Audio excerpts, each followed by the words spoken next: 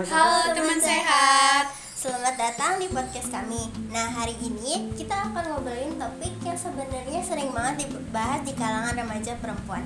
Tiap bulannya tuh pasti ada aja yang dibahas. Kira-kira teman-teman penasaran gak sih apa yang kita bahas kali ini? Apa ya kak? Wah, kayaknya aku tahu deh kak tentang menstruasi, bukan sih? Soalnya kan perempuan selalu ada jadwalnya tiap bulan. Betul banget kak. Pembahasan kita hari ini yaitu siklus menstruasi pada perempuan. Walaupun udah sering banget remaja yang membahas ini, tapi masih banyak yang salah pemahaman. Nah, tapi sebelum kita fokus ke materi, kita perkenalan dulu ya. Aku Octavia. Aku Zalfa Maya. Kami sebagai host dari SMA Negeri 8 Tambun Selatan. Dan juga ada Ibu Devi Ratnasari, Sarjana Kebidanan Bidan. Beliau hadir sebagai narasumber. Selamat pagi Bu Bidan. Pagi. Bagaimana kabarnya pagi ini? Aduh, kebetulan semalam baru pulang nih, antar anak saya mondok daftar. Puyeng banget. Tapi ketemu sama kalian sehat. Alhamdulillah.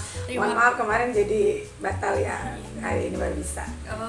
Terima kasih atas partisipasinya untuk menjadi narasumber dalam video kami hari ini. Ya, sama-sama. Oke. Sebelum ke pembicaraan utama, boleh nggak Bu Bidan berbagi sedikit cerita alasan ya. kenapa Bu Bidan tuh bisa jadi bidan dan sampai punya klinik sendiri? Oh, jadi dari awal nih, kenapa bisa jadi bidan? Iya. Terus bisa punya klinik sendiri. Sebenarnya nggak niat. Saya tuh dulu lulusan itu SMK ambil akuntansi. Nah di situ, tapi emang dulu ekonomi keluarga lagi nggak stabil ya. Rencana tuh pengen kerja gitu, habis lulus SMA itu pengen kerja.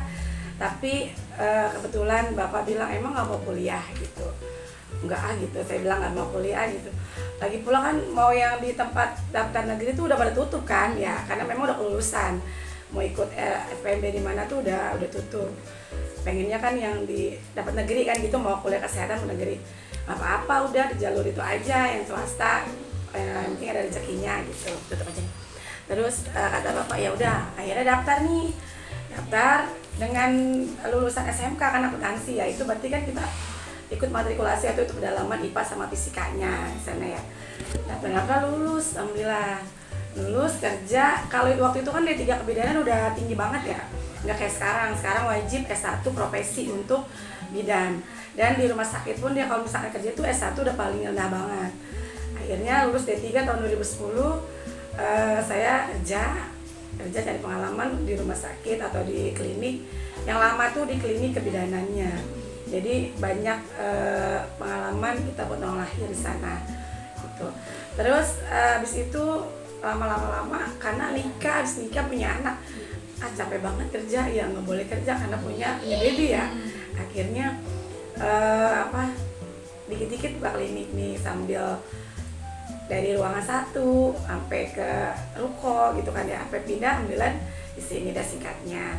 Dari tahun 2000 kalau nggak salah 2016 ya, itu saya buka praktek, ada yang lahir 2016 bulan Januari apa Februari itu apa Maret gitu lupa, pokoknya awal tahun sampai sekarang.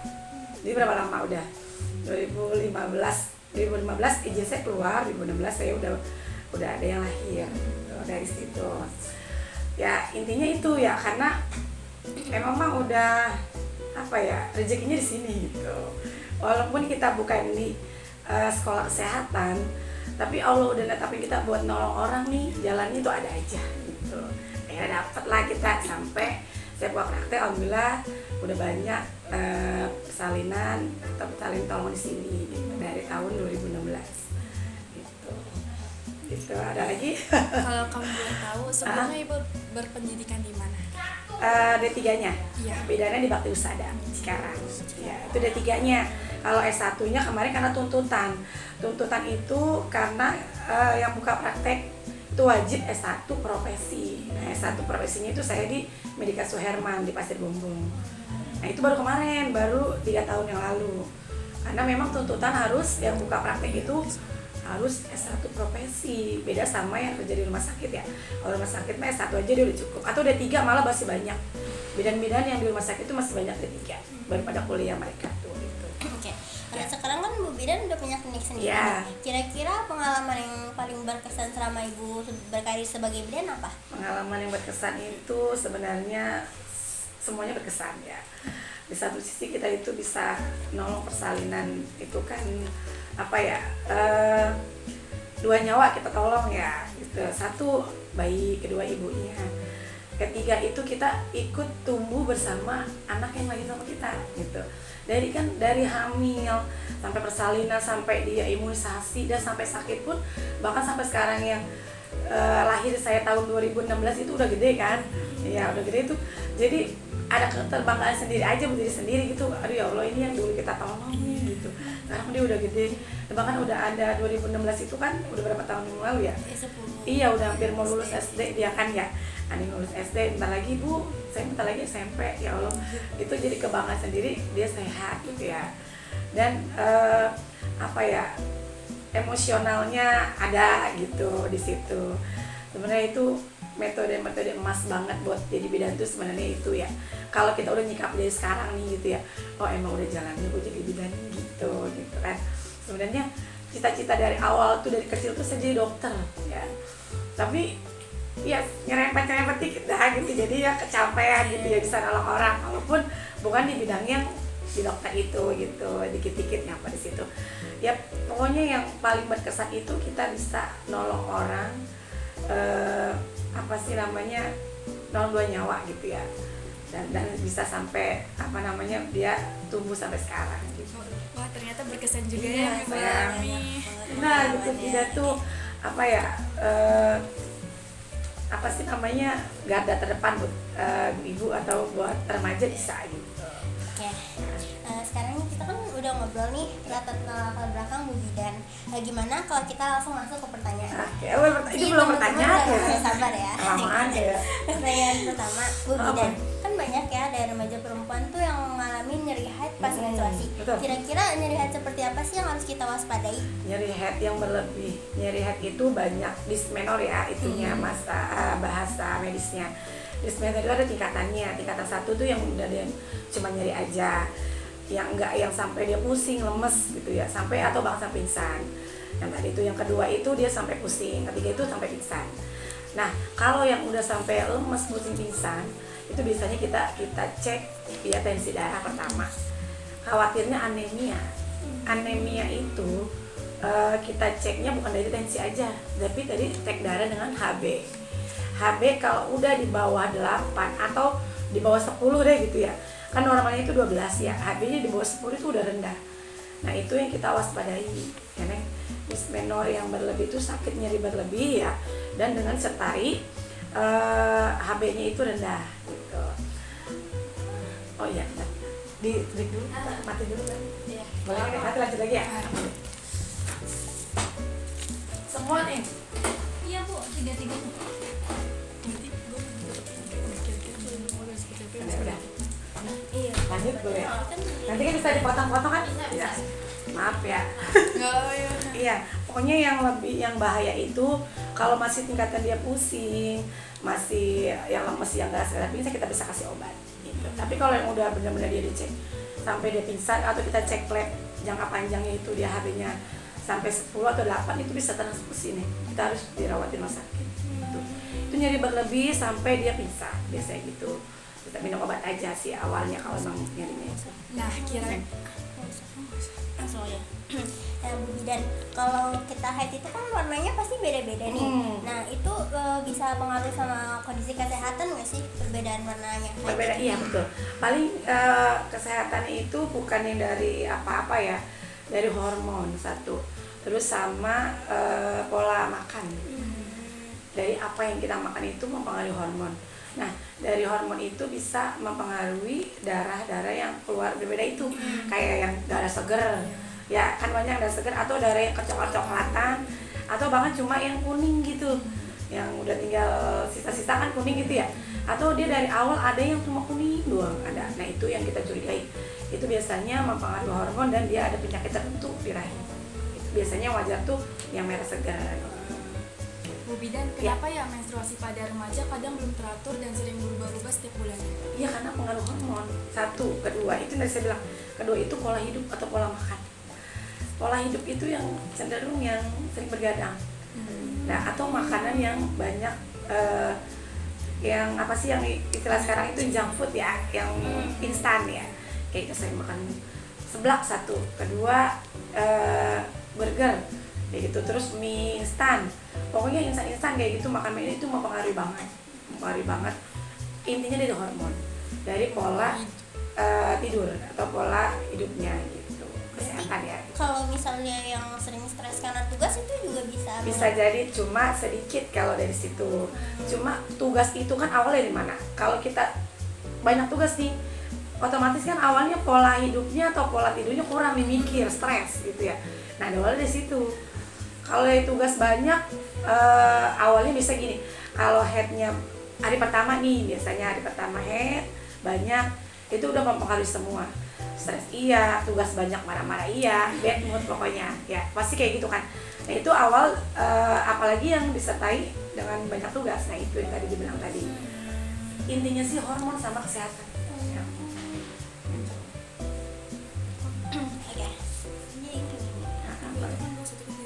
Oke. Terus masih banyak nih kan remaja yang malas ganti pembalut karena kan biasanya belum penuh, jadi nggak diganti-ganti. Itu tuh dalam medis sebaiknya berapa sering ganti pembalut, terutama bagi remaja yang aktif seharian. Ya, ini kita lihat frekuensi darahnya ya. Kalau kita ngebahas pembalut itu sebenarnya banyak. Ada yang dari kalangan remaja yang banyak gitu kan ya headnya. Jadi frekuensi darahnya aja. Kalaupun dia emang aktivitas seharian tapi frekuensi darahnya itu nggak melebihi berapa ratus cc gitu ya, itu bisa 2 kali aja karena kenyamanan gitu ya, kenyamanan kita. Atau kalau misalnya banyak-banyaknya itu 3-4 kali itu harus ganti. Nah, tadi kita bilang kalau dia lagi banyak-banyak tapi nggak ganti, itu kan iritasi. Nah, itu banyak bakteri atau virus, bukan virus, bakteri atau infeksi yang apa sih menyebar di situ kan, banyak kotoran kan gitu ya. Minimalnya sih kalau pada remaja yang headnya benar hari pertama atau hari kedua nih, itu 3 atau 4 kali gitu bisa jadi ya, karena banyak. Tapi kalau frekuensi darahnya sedikit mah kita bisa sekali atau 2 kali sampai pulang itu boleh gitu. Jadi lihat frekuensi darahnya aja. Bu Bidan, zaman sekarang kan sudah banyak produk perlengkapan haid seperti pembalut, menstrual cup dan lain-lain.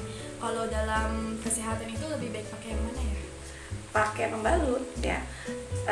Jadi balik gini ya, kita pakai pembalut banyak mereknya ya, atau banyak merek dagang di luar sana yang pakai bahan kimia.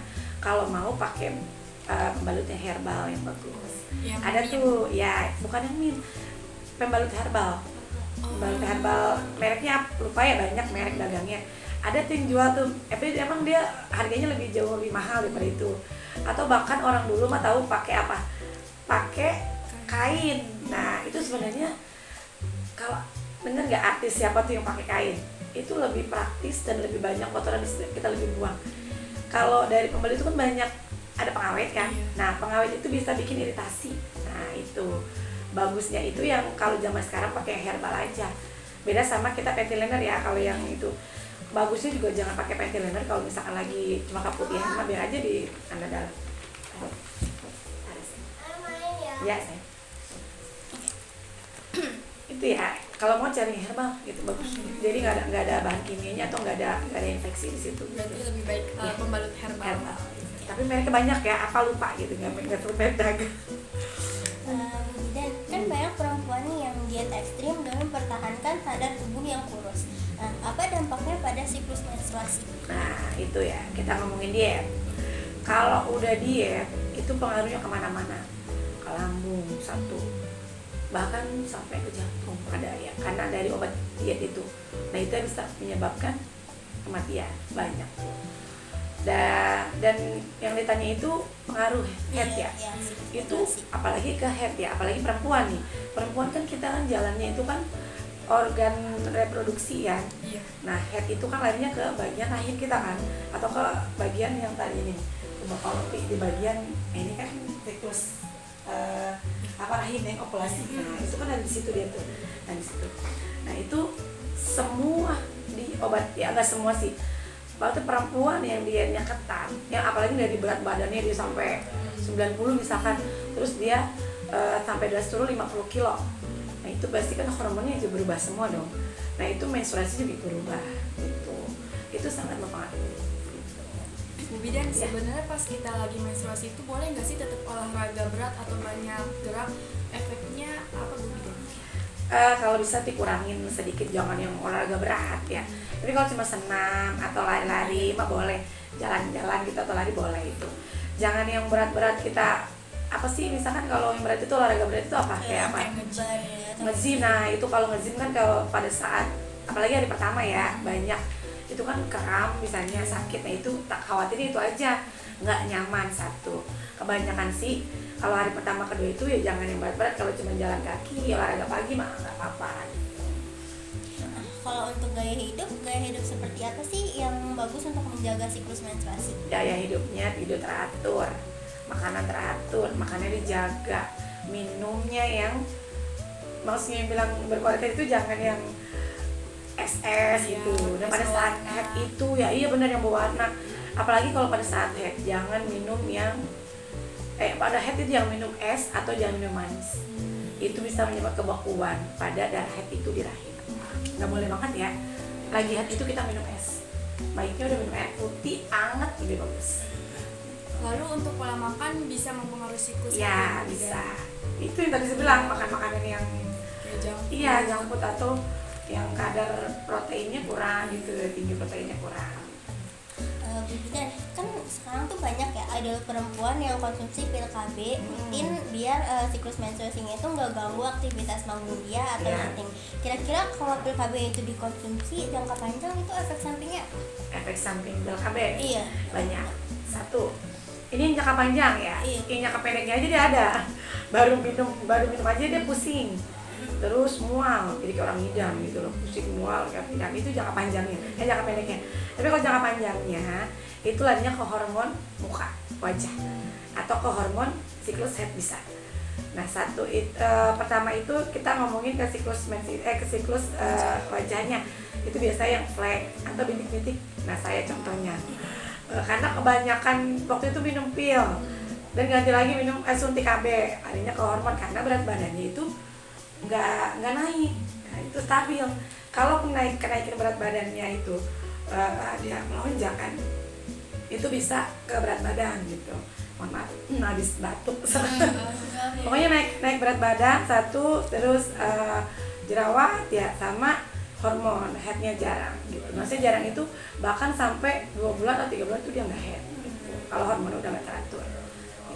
Ada kasus nih Bu Bidan di mana perempuan hanya punya satu ovarium, itu berpengaruh nggak ke siklus menstruasi?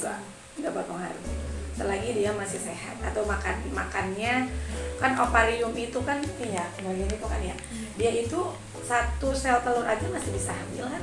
Iya, satu ovarium masih hamil, headnya masih teratur. Jadi enggak tapi dia harus menjaganya dengan ketat ya, karena kan dia udah nggak normal gitu.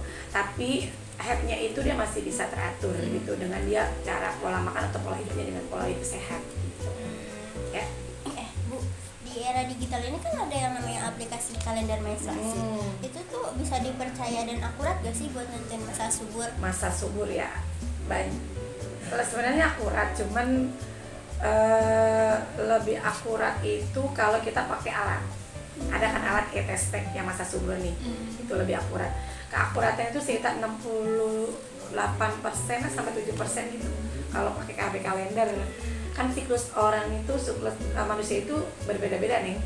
Maksudnya dari yang siklus cuma 21 hari, ada yang 28 hari. Jadi kan ada yang sampai berapa ya gitu. Pokoknya yang melebihi batas itu ya. Jadi kita nggak bisa nentuin nih KB kalender ini tuh cocok nggak buat yang ini gitu dengan siklus segini gitu. Nah kita kalau ngeliat masa subur itu karena udah banyak alatnya kayak test pack nih, ini masa subur gitu. Itu mah sedikit, pokoknya 60-70% itu keiniannya ya, efektivitasannya dia. Nah sekarang kita akan bertanya tentang hormon Bu Bidan. Ya, oke. Bu Bidan, ada beberapa perempuan mengalami mood swing saat menstruasi. Apakah ada hubungannya dengan hormon dan kenapa bisa terjadi? Ya ada, yang tadi saya bilang kan, pokoknya orang head itu hormonnya pasti meningkat, banyak marah, stres, apalagi kalau udah senggol dikit aja marah-marah ya, ngantuk kan gitu biasanya. Karena yang tadi khawatir itu si HB itu menurun karena menstruasi, jadi mempengaruhi si tingkat hormon itu mempengaruhi stres. Dan Ya. remaja perempuan zaman sekarang kan banyak yang sedang mencoba berbagai jenis skincare. Ya. Nah, selain berefek pada kulit, apa ada efek samping pada hormon yang ada pada tubuh? Kalau jangka panjang iya, itu bisa mempengaruhi hormon atau bahkan kan banyak nih sekarang kita ngomongin ibu hamil ya. Ibu hamil itu kalau pakai skincare yang nggak ber-BPOM itu menyebabkan keguguran. Nah, berarti kan ngaruh kan? Ngaruh banyak kan. Dan mungkin head pun bisa mempengaruhi gitu atau dia nggak lancar gitu. Itu yang pakai skincare yang nggak ber-BPOM, kita ngomongin sama ibu hamil. Dan itu bisa pokoknya sampai kematian janin gitu. Berarti kan pengaruhnya untuk hormon atau untuk head itu ada beberapa persen gitu kan, itu atau mempengaruhi banget gitu. Selain skincare, Ya. perempuan juga sering menggunakan kosmetik di berbagai kalangan. Apakah kosmetik juga ada efek sampingnya terhadap perempuan? Kalau yang nggak ber-BPOM, tapi kalau yang kosmetik yang legal yang bagus mah ya BPOM mah nggak apa-apa, aman, Jadi jangka tidak panjang, perlu. nggak pengaruh. Pokoknya kita lihat skincare kita harus banyak pilih-pilih nih, misalnya di banyak di TikTok dijual ya. Ini udah BPOM tapi ternyata belum. Itu banyak yang menyebabkan orang hamil tuh keguguran karena dari situ gitu. Nah itu kan mempengaruhi banget hormon kan. Dan zaman sekarang kan kita tuh sering banget makan sama minum tuh di wadah plastik. Ya. Kira-kira ada efek pada gangguan Ya, hormonal nggak?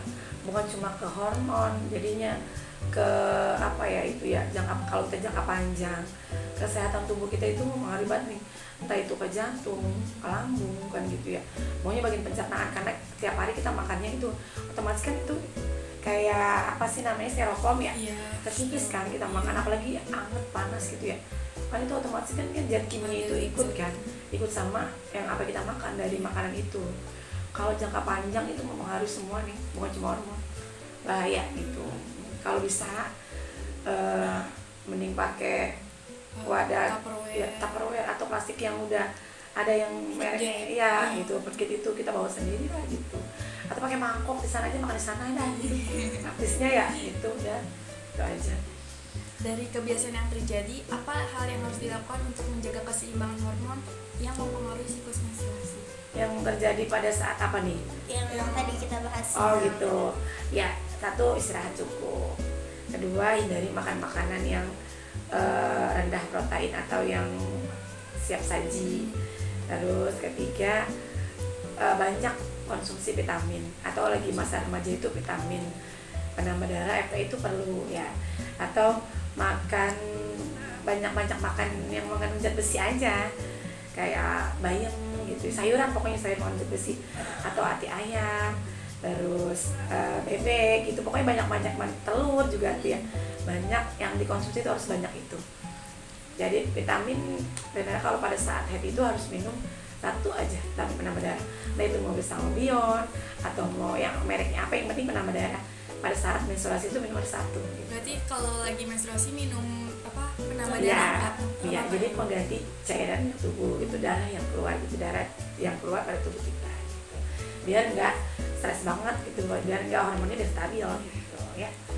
Sekarang kita lanjut ke pertanyaan mitos atau fakta. Ya. Dan mitos atau fakta kalau minum jamu-jamuan bisa memperancar haid? Mitos. Faktanya enggak, dia minum jamu juga kalau dia pola hidupnya bagus, Lancar. iya lancar. Jamu kan, jadi dia kalau jamu itu pengaruhnya banyak mengendap nih. Beda sama kayak kita apa ya minum obat herbal kayak jam ramuan gitu. Misalkan kita mau bikin minum siri nih gitu buat apa namanya bersihin daerah kuantan kita, itu kan herbal nih, kan dari daun kan gitu ya.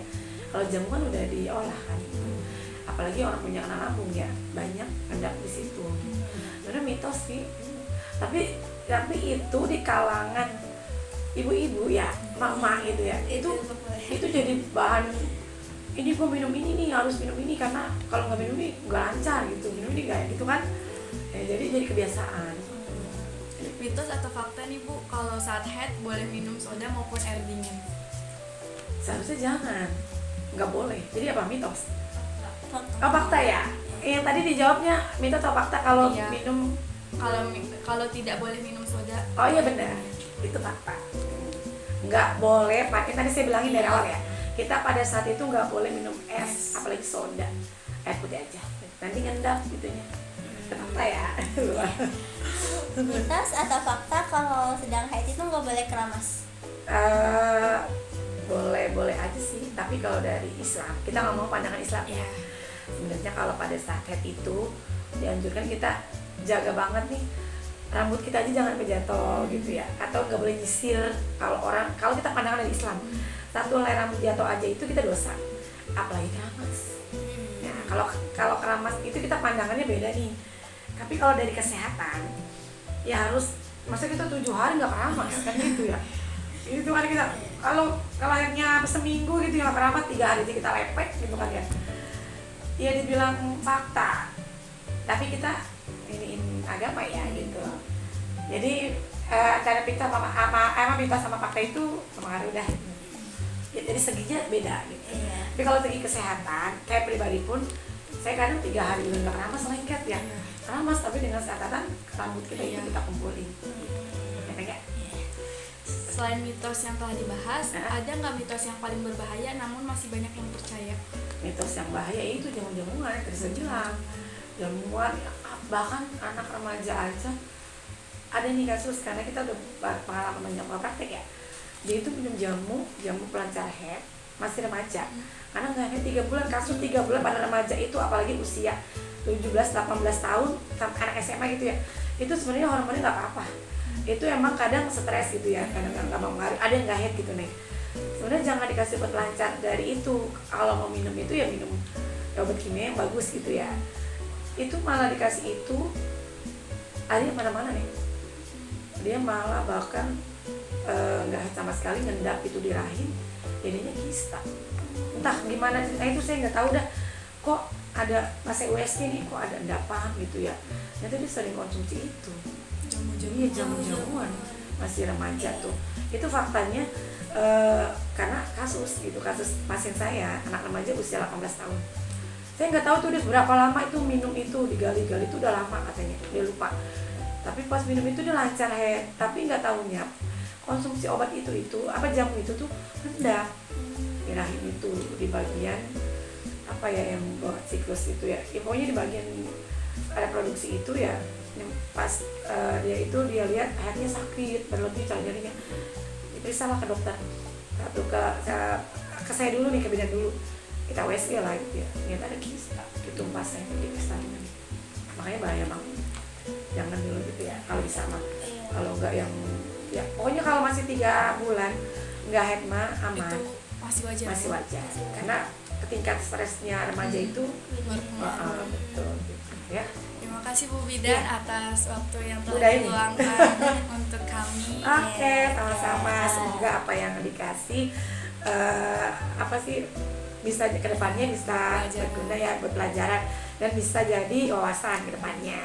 Mohon maaf nih kalau jawabannya itu jadi nggak ngena gitu, nggak ngena karena kita pengalaman di klinik gitu ya, atau pengalaman pribadi gitu dari saya gitu ya.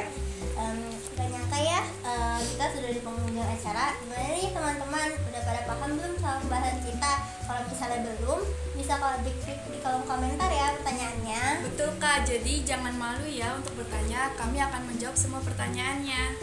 Sebelum penutupan, Bun, ada nggak sih pesan yang ingin Ibu Dian sampaikan untuk remaja sekarang? Yang buat paling buat headnya ya, jadi pola asuransi. Pokoknya remaja banyaknya nih dari yang tadi saya bilang dari awal pokoknya makanan. Dari makanan itu mempengaruhi banget hormon. Kita konsumsi kalau sekarang nih, apalagi zamannya banyak makan makanan yang nggak jelas ya di mall-mall ya, gitu kayak gitu apa namanya saya aja bingung, anak saya tahu nih ya. Itu nih kalau kita iniin itu benar-benar makan makanan yang instan, itu pengaruh ke hormonnya jelek banget ke tubuh, udah jelek banget. Kalau bisa makan makanannya banyak mengandung protein, sayuran, terus kalaupun nggak ada ati kita makannya tempe, tahu gitu, itu proteinnya tinggi tuh ya. Kalau misalnya ada ati, ada ayam atau ada bebek atau ada pokoknya banyak protein tinggi. Hindari makan makanan yang tadi saya bilang, dan hindari minum-minuman yang bersoda berwarna. Bukan cuma karena hormon itu ya, itu bisa mempengaruhi ke ginjal. banyak banget remaja bahkan anak kecil sekarang konsumsinya minuman berwarna, manis berwarna itu pengaruhnya ke ginjal. Dan kita kalau yang masih remaja ini mah yang pola intinya itu aja dah, makan, pola istirahat, pola hidup, satu itu aja. Jangan yang begadang yang berlebih, main handphone yang berlebih, sewajarnya aja. Ya Neng ya. Pokoknya kalau udah ngalamin nyeri yang pusing berlebih, segera ke dokter, kita cek HB-nya. Kita khawatir itu HB-nya rendah karena di pola makan kebanyakan kayak gitu. Ya. Itu aja sih ya. Sekian dari kami. Sampai jumpa di video berikutnya. Saya Zalfa. Dan saya Octavia. Kami pamit undur Undur diri. diri. Dadah. Bye-bye. Dadah.